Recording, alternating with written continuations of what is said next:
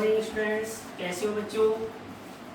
चलिए बच्चों, आपके लिए आज मैं एक नई वीडियो लेके आया हूँ। जो +1 की स्टूडेंट्स हैं उनका जो पहला चैप्टर है लिविंग वर्ल्ड। तो लिविंग वर्ल्ड में मैं आपको आज ये कुछ बताऊंगा कि जो हमारी बायोलॉजी है, बायोलॉजी का देखिए ये पहला चैप्टर है और इसमें हालांकि बहुत जनरल सी चीज़ें हैं जो आप लोग पिछली यानी कि 10th क्लास से पढ़ के आए हो। तो जो 10th क्लास में आपने चीज़ें पढ़ी हैं उन्हीं का थोड़ा डिटेल वर्जन है और ये हमारा पहला चैप्टर है लिविंग वर्ल्ड का।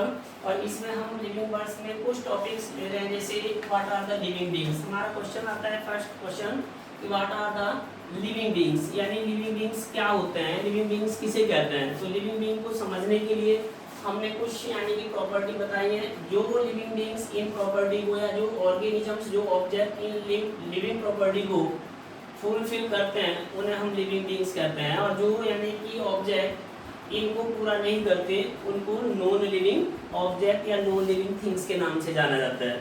तो बच्चों पहला question, what are the living beings. Living beings क्या होते हैं। तो there are many certain distinctive features और characteristics exhibited by the living organisms which differentiate the non-living organisms. तो simple definitions and all यानी कि living beings if they show these यानी कि properties are called as living being. The first important property is cellular structure.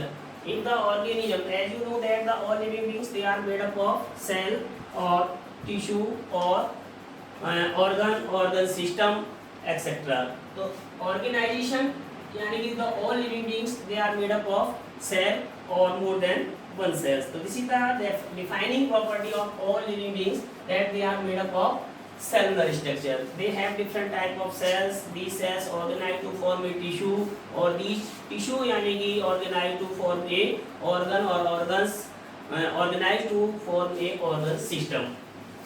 Second property is metabolisms. As you know that all the living beings operate a network of biochemical reactions. These reactions, all these reactions, some of these reactions is called as metabolisms. Metabolic reactions. It is also a defining property of all living beings because in all the living beings there are different type of chemical reactions take place. Some may be anabolic reactions, that is called constructive reaction in which the organisms make a complex material from the simple one. And you know that yani photosynthesis in case of plant, in plants photosynthesis is a anabolic reactions. In these reaction the complex substance carbohydrate is formed from the simple inorganic substance like carbon dioxide, water, chlorophyll pigments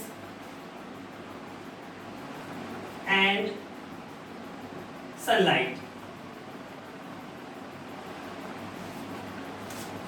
So in the green plant, in all green plant, through the photosynthesis they make their own food through the photosynthesis. Therefore yani it is a anabolic reactions.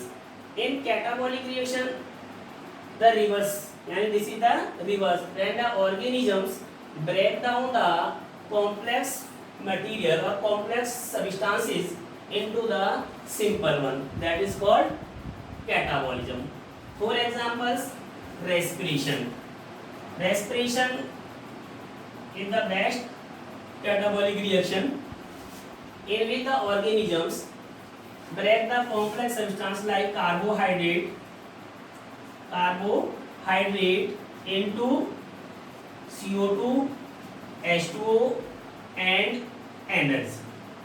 This is the catabolic reaction.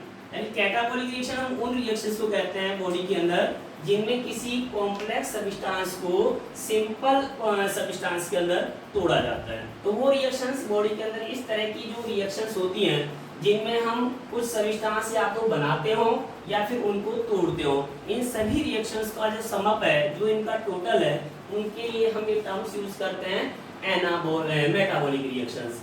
तो बच्चों जो यानी कि body के अंदर इस तरह की विभिन्न प्रकार की डिफरेंट टाइप की रिएक्शंस चलती हैं, इन सभी रिएक्शंस को हम मेटाबॉलिज्म कहते हैं और ये सभी यानी कि लिविंग बीइंग के अंदर पाई जाती है। इसलिए यानी metabolism is a defining property of all living beings.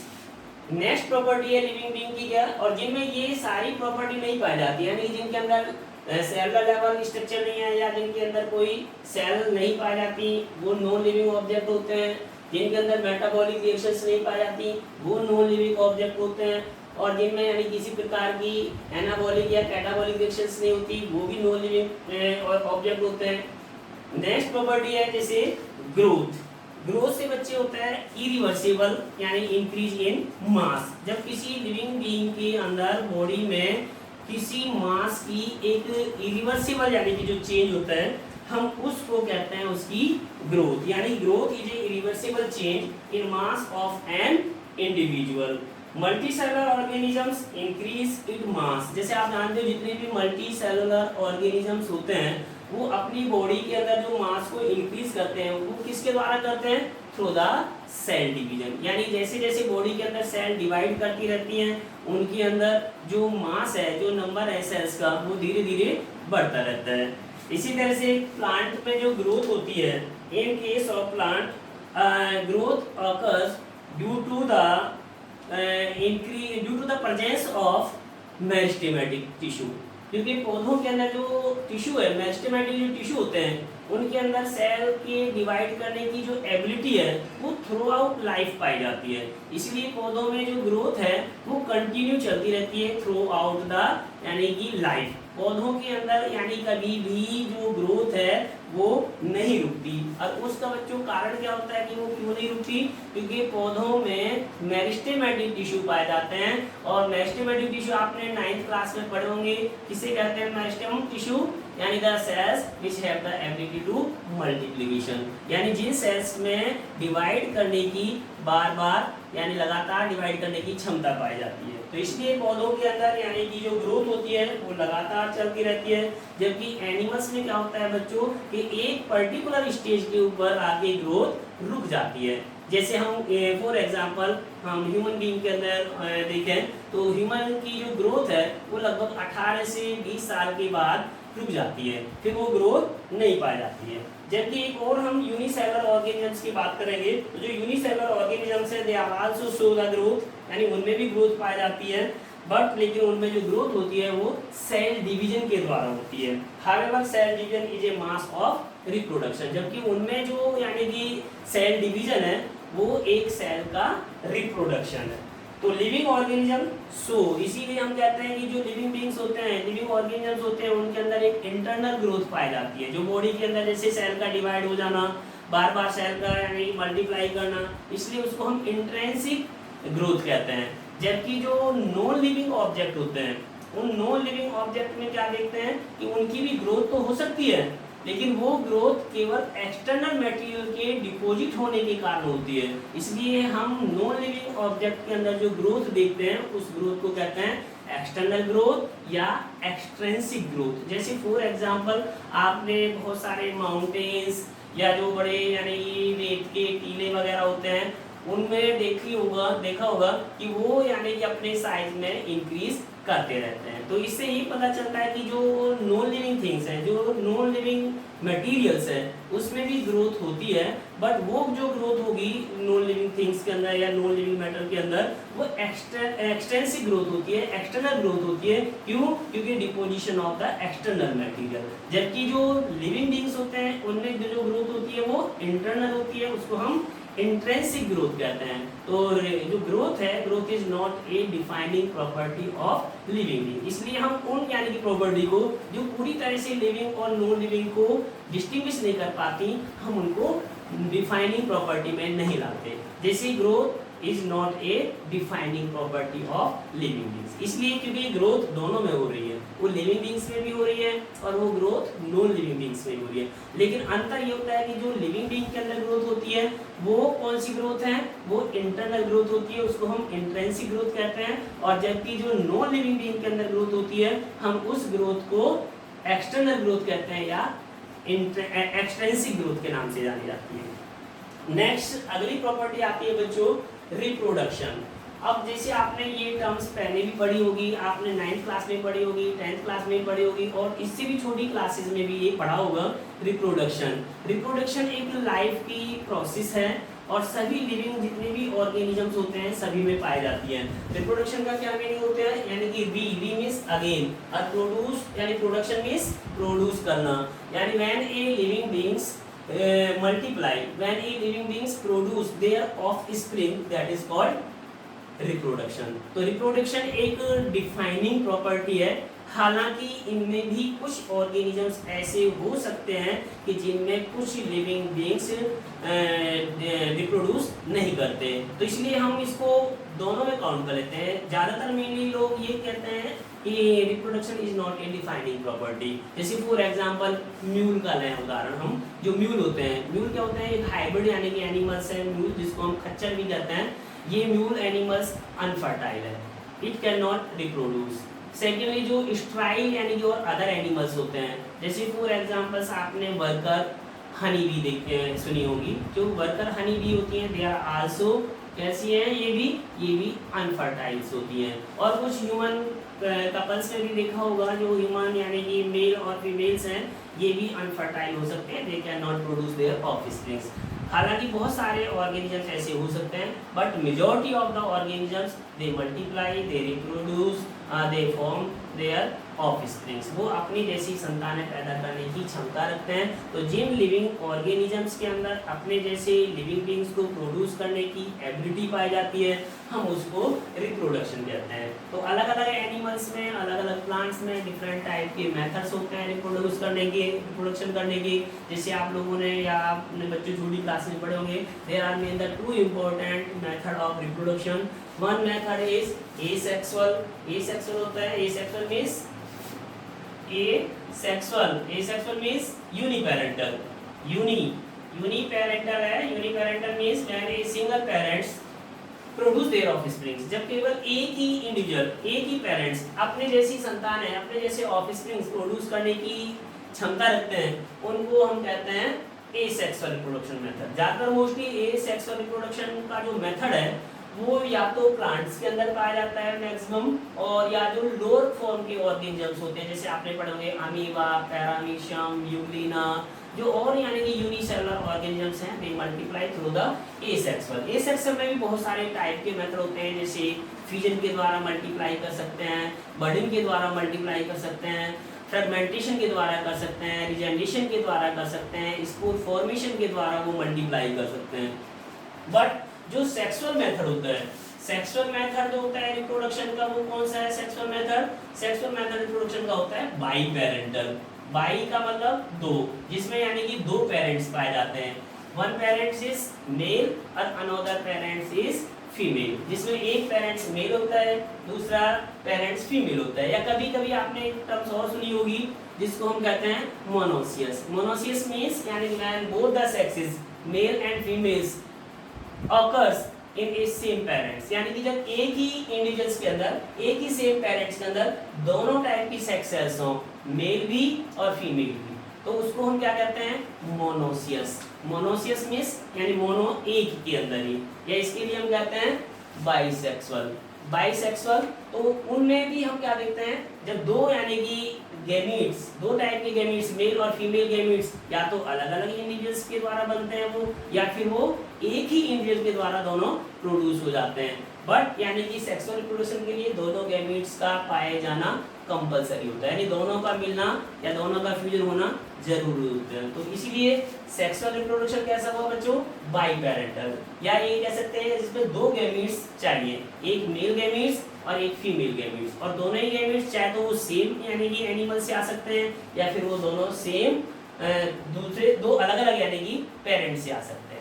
जैसे फॉर एग्जांपल प्लांट के केस में हम देखते हैं, प्लांट के केस में ज़्यादातर जो फ्लावर्स होते हैं वो कैसे होते हैं? Bisexual flower. बाइसेक्सुअल से मतलब एक ही सेम फ्लावर के ऊपर दोनों सेक्स सेल्स पाई जाती हैं, दोनों वो सेक्स ऑर्गन्स पाए जाते हैं। मेल सेक्स ऑर्गन्स क्या होते हैं उनके? मेल सेक्स ऑर्गन्स को हम कहते हैं एंड्रोसियम, और जो फीमेल सेक्स ऑर्गन्स होते हैं उसको क्या कहते हैं? कार्पल। तो यानी कि ये दोनों जो मेल और फीमेल सेक्स ऑर्गन है सेम फ्लावर के ऊपर भी हो सकते हैं बच्चों, या फिर वो अलग अलग फ्लावर में भी हो सकते हैं। इसलिए यूनिसेक्सुअल फ्लावर हो सकते हैं, बाइसेक्सुअल फ्लावर हो सकते हैं। इसी तरह से हम एनिमल्स की बात करते हैं तो उनमें भी यूनि यानी कि पेरेंट जैसे यूनिसेक्सुअल हो सकते हैं और बाइसेक्सुअल। चलिए, तो रिप्रोडक्शन हो गया। नेक्स्ट प्रॉपर्टी है कॉन्शियसनेस, जिसको हम क्या कहते हैं, सेंसेशन। और ये इसी के लिए एक टर्म्स और भी यूज करते हैं, इसको कहते हैं इरेटिबिलिटी। तो ये भी एक बहुत ही इंपॉर्टेंट प्रॉपर्टी है लिविंग बीइंग्स की। इसको आप डिफाइनिंग प्रॉपर्टी में काउंट कर सकते हैं।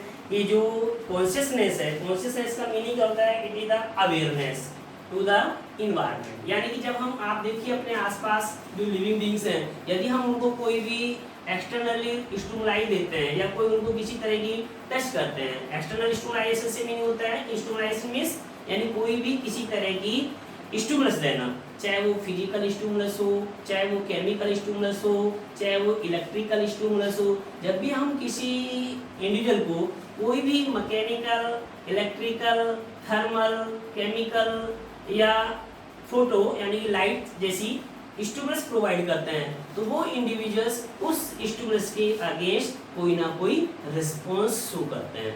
तो इसलिए हम देखते हैं कि जो एनिमल्स होते हैं या जो प्लांट होते हैं वो अपने एक्सटर्नल जो स्टिमुलस होती हैं उनके प्रति कोई ना कोई रिस्पॉन्स देते हैं, यानी अवेयरनेस शो करते हैं। तो इसी प्रॉपर्टी को हम क्या कहते हैं, कॉन्शियसनेस, या फिर एक तरह से कहते हैं इसको इरेटिबिलिटी। हालांकि कभी कभी जैसे आपने देखा होगा बच्चे, कोई इंडिविजुअल या कोई ह्यूमन बीइंग ही अगर कोमा में चले जाए तो वो कैसे हो जाता है, वो अनकॉन्शियस हो जाते हैं। यानी कि अगर हम उनको कोई भी एक्सटर्नल स्टिमुलस देते हैं तो उसका कोई वो रेस्पॉन्स नहीं देते। लेकिन जो ऐसे नहीं है, जो कोई किसी कोमा में नहीं है, उन एनिमल्स में हम क्या देखते हैं कि वो अपने एक्सटर्नल और इंटरनल जो इन्वायरमेंट है उसके प्रति कोई ना कोई अवेयरनेस शो करते हैं या उसके प्रति रिस्पॉन्स देते हैं। इसलिए हम इसको क्या कहते हैं, उसकी कॉन्शियसनेस कहते हैं। तो consciousness is said to be the defining property of living beings. और प्लांट में भी आपने बच्चों देखा होगा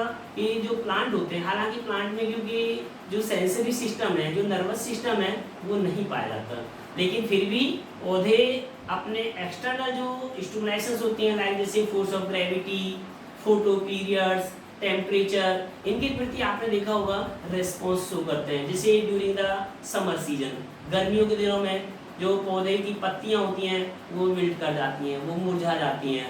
इसी तरह से आपने देखा होगा कुछ पौधों में जो फ्लावरिंग होती है वो किसके कारण होती है, due to the photo periods, light की यानी कि प्रेजेंस में वो पौधे के जो फ्लावर्स हैं वो ब्लूम करते हैं, वो खिलते हैं। तो वो फोर्स ऑफ ग्रेविटी में भी आपने देखा होगा, जैसे फोर्स ऑफ ग्रेविटी के कारण भी जो पौधों की जड़ें होती हैं they move towards the soils, वो मिट्टी में, टूवर्ड्स द अर्थ, यानी कि वो मिट्टी के नीचे अर्थ में जाने की कोशिश करती हैं। तो इस तरह से पौधों के अलग अलग पार्ट क्या शो करते हैं, उनमें भी रिस्पॉन्स शो करते हैं, किसके प्रति, जो उनके एक्सटर्नल यानी इन्वायरमेंट है। तो पौधे में भी इस तरह से कॉन्शियसनेस पाई जाती है, अवेयरनेस पाई जाती है। तो जबकि नॉन लिविंग थिंग्स ऐसी कोई प्रॉपर्टी शो नहीं करते, ना उनमें कॉन्शियसनेस पाई जाती, ना उनमें रिप्रोडक्शन होती, ग्रोथ में जैसे पहले बताया था ग्रोथ हो सकती है, और ग्रोथ कौन सी हो सकती है, वो भी एक्सटर्नल ग्रोथ होती है। कोई मेटाबॉलिज्म नहीं पाया जाता नॉन लिविंग बीइंग के अंदर, कोई सेलुलर स्ट्रक्चर नहीं पाई जाती, कोई लिविंग नॉन लिविंग थिंग्स के अंदर किसी तरह की कोई सेल्स नहीं होती, कोई टिश्यू नहीं होते, कोई ऑर्गन्स नहीं होते, ना ही कोई उनके अंदर कोई यानी कि ऑर्गन सिस्टम पाए जाते हैं। तो इसलिए जिन लिविंग बीइंग के अंदर ये प्रॉपर्टी है उनको लिविंग बीइंग्स, और जिसमें ये नहीं पाए जाते उनको नॉन लिविंग बीइंग्स। इसके अलावा बच्चों एक और बहुत ही इंपॉर्टेंट प्रॉपर्टी है लिविंग बीइंग की, वो है ऑर्गेनाइजेशन। ऑर्गेनाइजेशन से मीनिंग क्या होता है, जैसे आपने एक सिंपल सा हिंदी में वर्ड पढ़ा होगा संगठन। संगठन से मतलब क्या होता है, यानी कि बहुत सारी चीजें मिल के किसी चीज को ऑर्गेनाइज करना। हम हर लिविंग बीइंग के अंदर डिफरेंट टाइप के लेवल ऑफ ऑर्गेनाइजेशंस देखते हैं। जैसे कुछ इंडिविजुअल्स होते हैं सेलुलर लेवल, कुछ इंडिविजुअल्स में हम क्या देखते हैं, cellular level of organisation. Cellular level of organisation से मीनिंग क्या होता है, तो उनमें बॉडी के अंदर या उनकी जो होल बॉडी है is made up of only single cells. कुछ और इंडिविजुअल्स कैसे होते हैं, उनको हम यूनिसेलुलर भी कहते हैं। जबकि जो दूसरे इंडिविजुअल्स होते हैं उनमें क्या होता है कि उनकी जो बॉडी है it is made up of more than one cells, उनको हम क्या कहते हैं, मल्टी सेलुलर। तो ये दूसरा लेवल हो गया। इसी तरह से यही सेल फिर बहुत सारी cells, number of cells organise to form a tissue, वो टिश्यू बना देते हैं, उसको हम क्या कहते हैं, टिश्यू लेवल ऑफ ऑर्गेनाइजेशन। इसी तरह से फिर क्या करते हैं कि नंबर ऑफ टिश्यू, जैसे for example in case of animal there are mainly 4 important tissue, muscular tissue, connective tissue, और इसके अलावा एपिथेलियम टिश्यू, नर्वस टिश्यू। तो ये क्या होते हैं, इनको हम टिश्यू कहते हैं। तो एनिमल्स में 4 टाइप के टिश्यू पाए जाते हैं, जबकि प्लांट के अंदर 2 मेन इंपॉर्टेंट टिश्यू होते हैं। एक होते हैं सिंपल टिश्यू, जिनको ये परमानेंट टिश्यू होते हैं, और एक होते हैं पौधों के अंदर मेरिस्टेमेटिक टिश्यू। तो मेरिस्टेमेटिक टिश्यू पौधों के अंदर वो टिश्यू होते हैं जिनमें सेल्स के अंदर डिवाइड करने की एबिलिटी होती है, जबकि परमानेंट टिश्यू होते हैं जिनमें सेल डिवाइड करने की एबिलिटी लॉस हो जाती है। तो इस तरह से क्या होता है कि डिफरेंट टाइप के जो एनिमल्स हैं, प्लांट हैं, उनमें क्या है, ऑर्गेनाइजेशन है। तो बच्चों जैसे अलग अलग टाइप के ऑर्गेनाइजेशन हो सकते हैं, सेलुलर लेवल ऑफ ऑर्गेनाइजेशन हो सकता है लिविंग बीइंग के अंदर, टिश्यू लेवल ऑफ ऑर्गेनाइजेशन हो सकता है लिविंग बीइंग के अंदर, ऑर्गन लेवल ऑफ ऑर्गेनाइजेशन हो सकता है, यानी कि tissue combine together form a organ, और these organs combine together form a organ system, जैसे digestive system, circulatory system, nervous system. इस तरह के ना कई टाइप के सिस्टम मिलके उसका ऑर्गेनाइजेशन बनाते हैं। तो ये क्या है, दीज ऑल आर ऑर्गेनाइजेशन। तो ये एनिमल्स या प्लांट, सभी एनिमल्स और प्लांट में क्या पाए जाते हैं, ऑर्गेनाइजेशन पाए होते हैं, इसलिए हम इनको भी क्या कहते हैं, एक डिफाइनिंग प्रॉपर्टी के नाम से जानते हैं कि ये ऑर्गेनिजम्स की एक प्रॉपर्टी है। नेक्स्ट अगली प्रॉपर्टी आती है बच्चों, एनर्जी। आप जानते हैं कि हर लिविंग बीइंग को सर्वाइव करने के लिए, जिंदा रहने के लिए एनर्जी की आवश्यकता होती है, जबकि नॉन लिविंग के लिए किसी एनर्जी की आवश्यकता नहीं है, उसको यानी किसी एनर्जी को यानी कि नहीं चाहिए। इसीलिए हम क्या कहते हैं कि energy in all organisms constantly require energy not only for perform their vital activity but it is also required to overcome the entropy.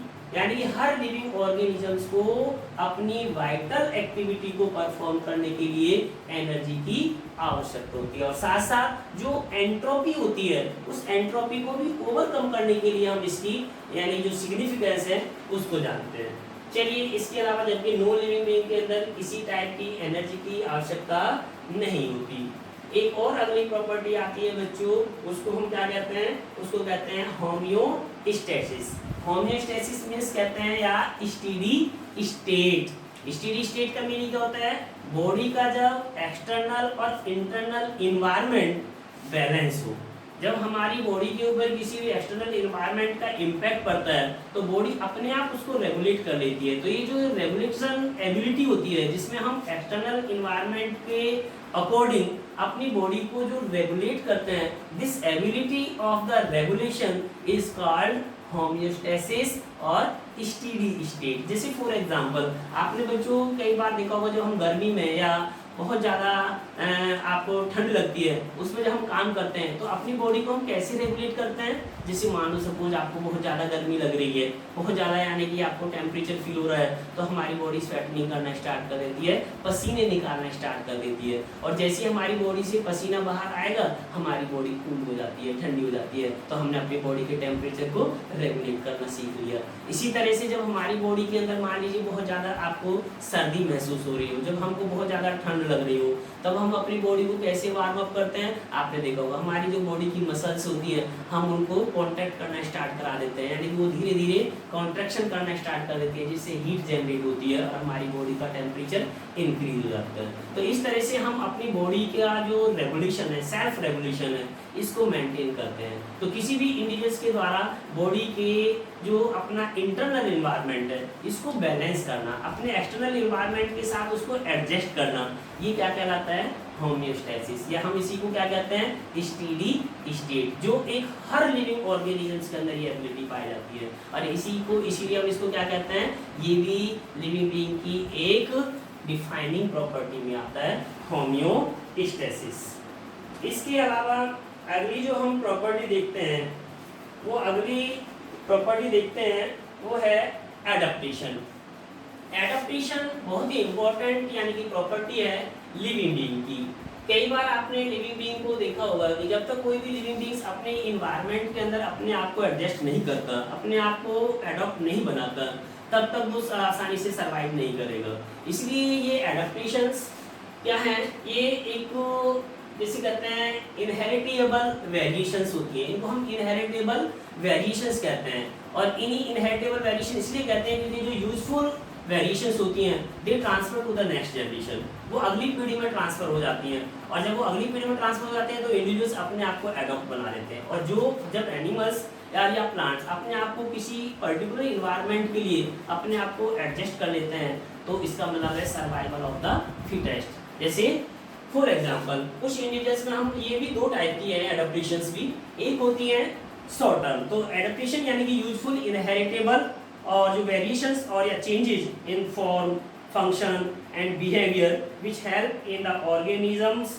To adjust their environment are called as adaptation. तो इसका मतलब ये हुआ कि जो animals होते हैं या जो प्लांट्स होते हैं उन एनिमल्स और प्लांट के द्वारा अपनी बॉडी को अपने एक्सटर्नल एनवायरनमेंट के अंदर एडजस्ट कर लेना, चाहे वो बिहेवियर के अकॉर्डिंग अपने आप को बिहेवियर वाइज एडॉप्ट करते हो, चाहे किसी और बॉडी के फंक्शंस के द्वारा वो अपने आप को अपने एनवायरनमेंट में एडजस्ट करते हो, ये सारी उनकी क्या कहलाती हैं एडेप्टेशंस। तो इसलिए बच्चों एडेप्टेशंस दो प्रकार की हुई, एक तो होती है जैसे आपने पढ़ा होगा short term adaptation. Short term adaptations कौन सी होती हैं, ये वो एडेप्टेशंस होती हैं जो इंडिविजुअल्स अपनी लाइफ में बहुत थोड़े समय के लिए परफॉर्म करते हैं। जैसे कभी कभी बहुत ज़्यादा स्ट्रेसफुल कंडीशंस आ जाती हैं तो उन स्ट्रेसफुल कंडीशंस में अपने आप को सर्वाइव कराने के लिए, अपने आप को प्रोटेक्ट करने के लिए वो शॉर्ट टर्म एडेप्टेशंस का सहारा लेते हैं। जैसे आपने एक टर्म्स पढ़ी होगी छोटी क्लासेस में, जिसमें हम क्या कहते हैं हाइबरनेशन, हम उसको क्या कहते हैं हाइबरनेशन कहते हैं। हाइबरनेशन का मतलब क्या होता है, कुछ इंडिविजुअल्स लो टेम्परेचर पे, जब बहुत ज़्यादा यानी कि कम तापमान हो जाता है इन्वायरमेंट का, बहुत लो टेम्परेचर हो जाता है इन्वायरमेंट का, तो उस लो टेम्परेचर से बचने के लिए हाइबरनेट हो जाते हैं। कई बार आपने देखा होगा बहुत सारे ऐसे रेप्टाइल्स होते हैं, एम्फीबियंस होते हैं, मैमल्स होते हैं, जो एनिमल्स लो टेम्परेचर से प्रोटेक्ट करने के लिए या लो टेम्परेचर से बचने के लिए, अपने आप को बचाने के लिए हाइबरनेशन में चले जाते हैं। और जैसी कंडीशंस फेवरेबल होती हैं, जैसे ही कंडीशन फेवर में आती हैं तो फिर उन फेवरेबल कंडीशंस में वो एनिमल्स बाहर आ जाते हैं। तो this is the short term adaptation, क्योंकि ये परमानेंट नहीं है, उन्होंने ये थोड़े समय के लिए अपने आप को एडॉप्ट करने के लिए अपने एनवायरनमेंट में इस तरह की एडेप्टेशन अपनाई है। बहुत सारे एनिमल्स में हम इनको डायपॉज के नाम से जानते हैं, जो लोअर एनिमल्स होते हैं वो डायपॉज हो जाते हैं, जैसे कुछ जूप्लैंक्टन्स होते हैं। कुछ एनिमल्स में और भी हायर एनिमल्स में आपने एक और एडेप्टेशन देखी होगी शॉर्ट टर्म में, उनमें क्या होती है एस्टिवेशंस आती हैं। एस्टिवेशन समझते हैं ना, एस्टिवेशन से मतलब होता है कि to protect them from higher temperature. जैसे एनिमल्स हैं वो अपने आप को हायर टेम्परेचर से बचाने के लिए एस्टिवेट हो जाते हैं, यानी कि जब उनको बहुत ज़्यादा गर्म यानी कि इन्वायरमेंट फील होता है तो वो अपने आप को बचाने के लिए ऐसी क्रीविसेस के अंदर छुप जाते हैं, दरारों के अंदर छुप जाते हैं, ब्यूरो के अंदर छुप जाते हैं, बिलों में चले जाते हैं, ताकि उनको उनके हाई टेम्परेचर का उनके ऊपर कोई इम्पैक्ट ना पड़े। तो ऐसे जो एनिमल्स होते हैं जो थोड़े टाइम के लिए अपनी स्ट्रेसफुल कंडीशंस को यानी कम करने के लिए हाइबरनेट हो जाएं या फिर वो एक्टिवेट हो जाएं यानी एक्टिवेशन में चले जाएं, तो हम इनको क्या कहते हैं बच्चों, इनके लिए टर्म्स यूज करते हैं शॉर्ट टर्म एडेप्टेशंस। और एक होती है लॉन्ग टर्म एडेप्टेशन, यानी कि ये वो एडेप्टेशंस होती हैं जिनको हम या परमानेंट एडेप्टेशन के नाम से जानते हैं। ये कुछ एनिमल्स में या कुछ और जैसे प्लांट्स में पाई जाती है। आपने कई बार देखा होगा बच्चों, जो एनिमल्स होते हैं जैसे मान लीजिए सपोज जो एक्वेटिक एनिमल्स हैं, तो जो एक्वेटिक एनिमल्स हैं उनके जो क्ला होते हैं, उनके जो पंजे होते हैं, उनमें वेब पाई जाती है। जैसे for example in case of गीस, डक हैं, जो डक होती हैं, बत्तख होती हैं, ये पानी में रहती हैं, तो इनमें पानी में रहने के कारण इनके जो वेब्स हैं, इनके पंजों में जो पाए जाने वाली जाली नुमा स्ट्रक्चर होती है, वेब पाए जाते हैं, इससे ये पानी में आसानी से अपने आप को एडॉप्ट कर सकते हैं। तो ये लेकिन ऐसा नहीं है कि ये थोड़े टाइम के लिए होती हैं, ये इनमें परमानेंट बन जाती हैं और जब तक यानी कि एनिमल सर्वाइव करेगा तब तक ये उसमें पाई जाएंगी। तो ऐसे जो एनिमल्स होते हैं जिनमें कोई एडेप्टेशन यानी कि उनके लिए यूजफुल हो, वो यूजफुल यानी कि एडेप्टेशंस परमानेंटली उनमें बन जाती हैं, चेंज हो जाती हैं। तो ऐसी जो एडेप्टेशंस होती हैं जो किसी एनिमल्स के अंदर, या जैसे प्लांट में आपने देखा होगा जो जीरिक प्लांट होते हैं, यानी कि जो जीरोफाइट प्लांट होते हैं, जो रेगिस्तानों में उगते हैं, जहाँ पानी की स्कर्सिटी होती है, जहाँ बहुत कम पानी पाया जाता है, तो उस पानी की कमी के कारण उसको ओवरकम करने के लिए आपने देखा होगा उन प्लांट में क्या विशेषताएं पाई जाती हैं, क्या पत्तियां होती हैं, लीफ होती हैं, दे मॉडिफाइड इनटू द स्पाइंस, वो बहुत छोटे छोटे कांटों में कन्वर्ट हो जाती हैं, स्पाइंस में मॉडिफाइड हो जाती हैं।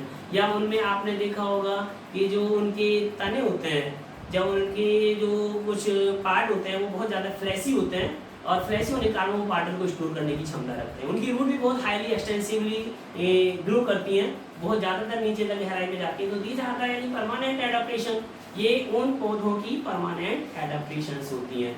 इसी तरह से हम और बहुत सारे एनिमल्स में इस तरह की परमानेंट एडाप्टेशंस देखते हैं, जिनको हम लॉन्ग टर्म एडाप्टेशन कह सकते हैं। अगली और नेक्स्ट प्रॉपर्टी है, अगली नेक्स्ट इंपॉर्टेंट प्रॉपर्टी आती है बच्चों हीलिंग और रिपेयर की। कई बार आपने देखा होगा कि हीलिंग ये वो प्रक्रिया होती है जो लिविंग बीइंग के अंदर पाई जाती है। हीलिंग से मतलब होता है टूट फूट, यानी वियरिंग और टीयरिंग। जैसे हमारी बॉडी में बहुत सारी सेल्स वियर और टीयर होती रहती हैं, मरती रहती हैं, नष्ट होती रहती हैं, और आपने देखा होगा वो फिर नेक्स्ट यानी कि अगले ही कुछ दिनों में वो दोबारा से बन जाती हैं, रिजेनरेट हो जाती हैं। जैसे मान लीजिए आपने कभी कभी बहुत ज़्यादा गर्म दूध पी लिया हो, चाय पी ली हो, तो आपने देखा होगा हमारे मुंह के अंदर की जो स्किन होती है बहुत ही यानी कि सिंपल सी जो मेम्ब्रेन पाई जाती है, जिसको हम म्यूकस मेम्ब्रेन कहते हैं, ये बर्न हो जाती है, जल जाती है, और 3-4 घंटे के बाद ये दोबारा से यानी कि रिपेयर हो जाती है, रिपेयर हो जाती है, नई बन जाती हैं। तो इसको हम क्या कहते हैं, हीलिंग और रिपेयर। यानी कि हमारे अंदर क्या होती हैं जो जख्म होते हैं, हीलिंग से मतलब होता है जो हमारे अंदर जख्म बन जाते हैं, बॉन्ड हो जाते हैं, घाव बन जाते हैं, उनमें धीरे धीरे जो सेल्स हैं वो रिजेनरेट करके और उसको हील कर देती हैं, यानी उन जख्म को भर देती हैं। जबकि कभी आपने देखा है कि जो नॉन लिविंग थिंग्स होते हैं उनमें कोई हीलिंग या जैसे रिपेयर की एबिलिटी पाई जाती हो, ऐसा नहीं होता। उनमें कोई यानी कि हीलिंग और या रिपेयर की एबिलिटी नहीं पाई जाती है। जबकि लिविंग बीइंग के अंदर हीलिंग होती है, उनमें रिपेयर पाई जाती है। प्लांट में भी होता है, ये हम एनिमल्स की बात नहीं कर रहे बच्चों, प्लांट में भी अगर हम देखें, अगर हम उनकी जो बात होते हैं, जो उनके ऊपर के छिलके होते हैं उनके तनों के, यदि हम उनको तो ये हीलिंग की जो एबिलिटी है वो सभी लिविंग बीइंग के अंदर पाई जाती है, चाहे वो प्लांट हो या फिर वो एनिमल्स हो। रिपेयर की भी जो एबिलिटी है वो सभी पाई जाती है, जबकि ये नॉन लिविंग बीइंग के अंदर ये नहीं पाई जाती। तो इस तरह से बच्चों जो हम ये प्रॉपर्टी जो मैंने आपको अभी डिस्कस की है जो लिविंग बीइंग के अंदर पाई जाती है, जैसे सेलुलर स्ट्रक्चर है, मेटाबॉलिज्म है, ग्रोथ है, रिप्रोडक्शन है, कॉन्शियसनेस या जिसको हम सेंसेशन और इरेटिबिलिटी कहते हैं, ऑर्गेनाइजेशन है, एनर्जी है, होमोस्टैसिस है, एडेप्टेशन है, हीलिंग और रिपेयर है, all these property of all living beings, जबकि ये नो लिविंग बीइंग के अंदर नहीं पाई जाती। और बाकी की और भी कुछ प्रॉपर्टी है जो बच्चों हम अगली नेक्स्ट वीडियो में आपके साथ शेयर करेंगे। तो जो यदि आपको ये मेरी वीडियो पसंद आई हो तो इसको लाइक करिए और सब्सक्राइब करिए और देखते रहिए बच्चों। मैं आपके लिए नए रोज एक यानी कि वीडियो डालने की कोशिश करूंगा। और अगर आपकी कोई क्वेरीज है तो आप मेरे चैट बॉक्स में लिख आप मेरे को मैसेज कर सकते हैं, बता सकते हैं कि आपकी क्या क्या कमियां हैं, तो मैं उसको रिमूव करने की पूरी कोशिश करूंगा बच्चों। Thank you, safe, stay home,